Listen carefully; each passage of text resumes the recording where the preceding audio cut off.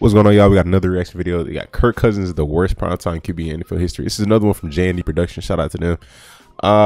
This is gonna be an interesting video because I like Kirk. At times, I feel very comfortable watching Kirk Cousins. I feel like he's a solid quarterback. I feel like he's nice. I feel like he's a winnable quarterback. I'm like, man, you know, maybe they could just use a different offensive system. Maybe it's this, maybe it's that. I don't know for sure. But at times, you know, we see Kirk and we're like, I don't know. Generally, he gets a lot of bad flack, but I see a lot of good in him too. So this will be an interesting video. So yeah, Kirk Cousins, the worst primetime quarterback in NFL history.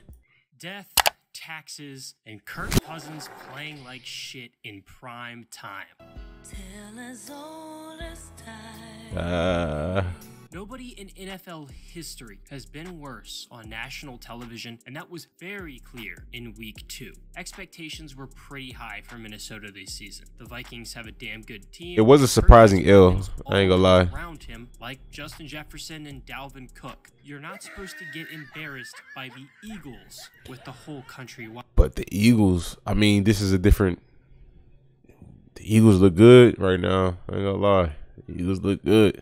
Watching. Now look, I'll admit it. I'm a Kirk Cousins stan. He gets a lot more shit than he deserves. Okay, we're on the same page. That was one of the worst games I have ever seen him play. Kirk only completed 55.3% of his passes and threw 3 interceptions. He finished the game with an abysmal 51.1 QBR and a 24-7 blowout. I will say, the first interception that Darius Slay snagged was absolutely Justin Jefferson's fault, and Troy Aikman even pointed that out on the broadcast. He just had a really lazy, bad cut, wasn't very sharp, and I mean, he knows better. That was not on Kirk, and for what it's worth, Jefferson also looked like shit. I mean, he was locked up by Slay all game. Yeah, he had 6 receptions for 48 yards, but when Slay was on him, he was locked up. There was another Slay pick in coverage of Jefferson, and I don't know what to tell you there, man.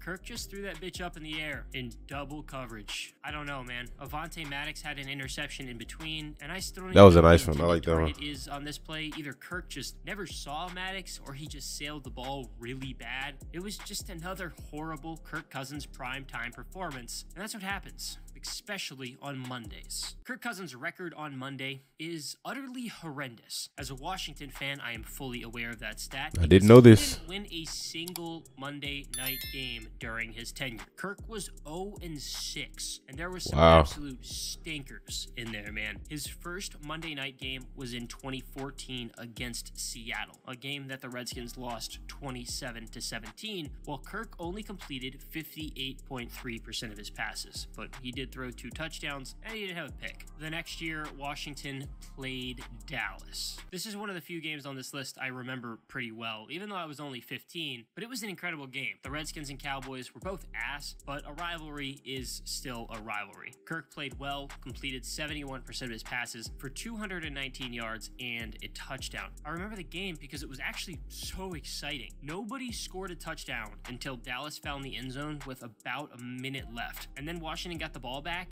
and Kirk hit Deshaun Jackson to tie it. It was super hype. Then Dan Bailey hit a long field goal. Washington was pretty nice back then. I think that was when they had Robert Griffin III. They made the playoffs his rookie year, and then out of nowhere, it was like, hey, we're going to put Kirk Cousins as a starter.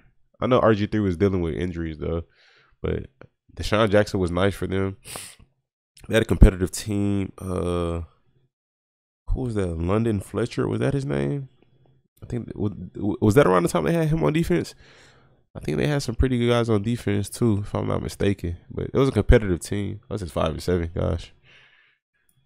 In 2016 and 17, Washington actually got to play multiple Monday Night Football games. I don't know why the league felt the need to put fans through that, but of course, you know, the Redskins lost all 4. In 2016, Kirk managed to not throw a single touchdown in either game, but did combine for 3 interceptions. Washington got blown out 38-16 by the Steelers, and then lost 26-15 to Carolina. Kirk played much better on Mondays in 2017. He only had 1 pick in the 2 games to 5 touchdowns, but Washington did still lose both games. And boy, Alex Smith. Say that first loss to the Chiefs actually hurt. Did Oh, it's Kareem Hunt. I'm like, who is that? Why does his name look familiar? I forgot he was with them at that time. Still lose both games, and But Kareem. I will say that first loss to the Chiefs actually Travis, but not Kelsey. That's funny. Hurt. The Redskins went up 10 early and it looked good, and they led in the third quarter, and then the fourth started off tied, and KC hit 2 field goals and had a KC been nice though. Win 29. They were 4-0 at that time. It's crazy. The Eagles beat Washington. Eagles 6-1 at this time. That takes us to Kirk's next chapter in Minnesota. He only had 1 Monday night game in 2018. He threw a touchdown, didn't turn the ball over, but the Vikings lost 21-7 to the Seahawks. Minnesota had 2 Monday night games. The Seahawks was 8-5 right there. They just playing teams that was better than them. He completed just 57.9% of his passes against Seattle, and then only 51.6% against Green Bay. In all, he had 3 touchdowns to 2 interceptions. Minnesota lost 37-30 to the Seahawks, and then got rocked 23-10 by the Packers. That put Kirk 0-9 on Monday. Absolutely brutal, but a flip was about to switch. Do you even English, bro? Kind of. In both 2020 I just caught that. Minnesota played in 1 Monday night game, and both were against the Bears. 2020 Monday night, 4th quarter, Kirk Cousins finds Adam Thielen to make it 19-13. Been quiet this season, but he had a good game yesterday. Get the first win for Kirk on Monday. Then last season, Kirk won again, 17-9. To be fair, he actually played like shit in that game. Kirk only completed half of his passes, and he had to pick 2, but he still won. He may have started 0-9, but Kirk did win 2 straight before losing in week 2. In 12 games on Monday, Kirk is 2-10 with 2,875 yards and 17 touchdowns to 11 interceptions with a passer rating 85.2. Thursday has been much kinder to Kirk. Still really bad, but better. Kirk played on Thursday 5 times when he was in Washington, and I unfortunately remember most of them. All of them were against division opponents, 3 against the Giants and 2 against Dallas. F the Eagles, I guess. The first contest came in 2014, and Kirk was horrible. He threw 4 interceptions, and Washington got curb stomped 45-14. The next year, he had a bit of a chance of redemption and ended up only throwing 2 interceptions that time. Washington lost 32-21. The Redskins' 2016 Thursday night game, I remember very well. More or less, so it's just clear he's not really good in prime time. That Dak Prescott took over, and Dallas was amazing. And you know what? Kirk Cousins played pretty damn good in that game. 449 yards and 3 touchdowns to 0 interceptions. Jordan Reed, I remember him. What happened with him? Which no one saw coming, but the Cowboys did win 31-26. Washington played on Cowboys were 10-1 that year. Oh, that must have been the year with when Dak. That was Dak rookie year probably. Dak and Zeke. 2017, but against the Giants actually, and Kirk got his first dub on Thursday. Kirk didn't play great, but the game was tied at 10 going into the 4th, and Washington came up big and won 20-10. What is actually very odd. Who's their receiver? I can't think of his name. Josh Doxson? Is that his name? Washington came up big and won 20-10. What is actually very odd. I think he got drafted pretty high. Back, but Washington played on Thursday again the next week. I'm not sure I've ever really seen that happen before, but the Redskins lost 38-14 to Dallas. 5 games on Thursday in Washington, Kirk went 1-4. In Minnesota, Kirk has been good on Thursday for the most part, but his first game was a 38-31 loss to the Rams, but that was that Super Bowl LA team. Kirk played pretty well in that game. He completed 72% of his passes. He had 3 touchdowns. He didn't throw a pick. In 2019, Kirk faced off against Washington, and while he didn't throw a touchdown or an interception, he did complete 88.5% of his passes in a win. Last season, Kirk played horrible on Thursday against the Steelers, 2 touchdowns, but 2 interceptions, and he only completed 45.2% of his passes. In 8 games on Thursday, Kirk has thrown for 2,400 yards and 14 touchdowns to 11 interceptions. It's kind of the running joke that Kirk Cousins is just awful on prime time. And that's certainly true, but more depending on the day, really. His Monday record is horrendous, and Thursday was really bad. 3-5 isn't awful, but he's been fine on Sunday night. Maybe it's just something about the Lord's Day that really gets him going, because we all know that Kirk is great in the morning or afternoon slot, but even at night, he's been fine. Kirk is 4-4 on Sunday night, and while that's not a great number, he's struggled statistically on Monday and Thursday. That's not the case on Sunday night. Kirk has completed 71.8% of of his passes for 2,356 yards and 18 touchdowns to only 4 interceptions. Also, at least worth pointing out that he has played in one of those very rare. I wonder who makes the schedules. Back in 2015, the Redskins pounded the like Eagles what 38-24. organization makes the schedules? Pretty sure the commissioner.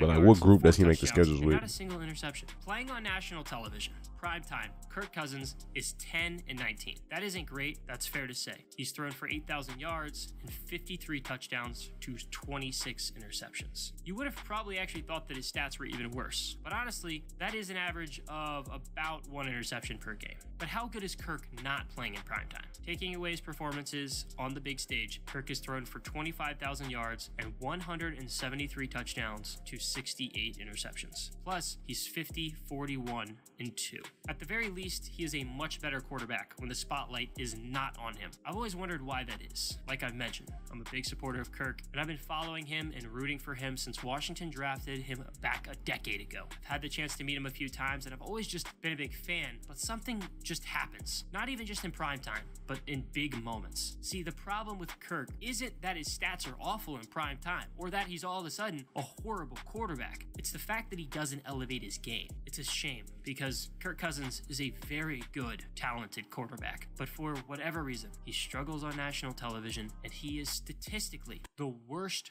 primetime QB in NFL history. What do y'all think? I don't know. Their offense has looked the same.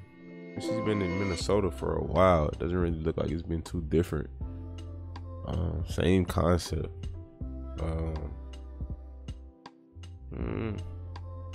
Y'all let me know y'all thoughts. I guess me and him feel the same way about Kirk. Like, I feel like he's pretty decent. He's solid. He's a solid quarterback. He's not bad. Like, he just gets a bunch of hate. But this was an interesting video. I didn't know he was that bad when it came to prime time at all. Well, they said 10-19. Well, that's still bad, but yeah, we'll end it there. Yeah, I appreciate y'all for watching. Hit the like button for me, subscribe, stay tuned, stay blessed.